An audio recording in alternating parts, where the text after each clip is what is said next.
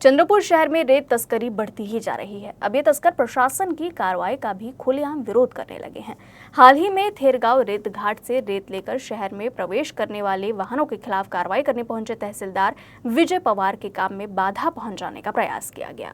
थेरगांव रेत घाट से अंकुश वर्मा और सोनू सिंह के स्वामित्व वाला रेत से भरा वाहन बाबूपेट जुनूना मार्ग से होकर शहर में आने वाला था। इस गुप्त जानकारी के आधार पर तहसीलदार विजय पवार ने संबंधित मार्ग पर निगरानी के लिए जाल बिछाया।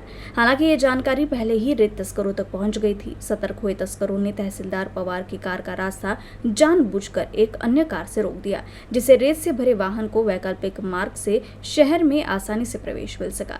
ये घटना बयां करती है कि चंद्रपुर जिले में रेत तस्कर किस हद तक बेखौफ होकर प्रशासन को चुनौती दे रहे हैं।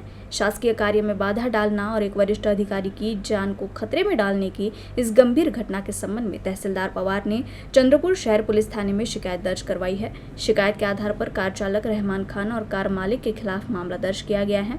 पुलिस ने मामले की जांच शुरू कर दी है। दिनांक 21/6/2025 रोजी रात्री 10:30-11 दरम्यान आम्ही गस्ती दरम्यान जुनोना या गावात आम्हाला एक रेतीचा टिप्पर आढळलेला आहे। त्याच्याकडे कोणतीही रॉयल्टी नव्हती।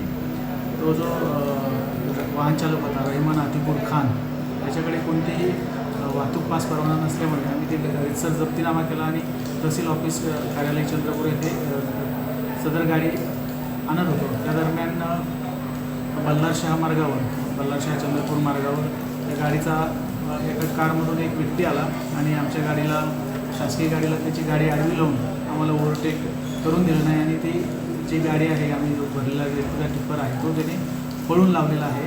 त्याच्यामुळे आपण जो रेती चालक आहे आणि त्याचा मालक आणि जो कारमधून आलेला व्यक्ती आहे त्यांच्या विरुद्ध पोलीस स्टेशन चंद्रपूर येथे रात्रीच गुन्हा दाखल केलेला आहे।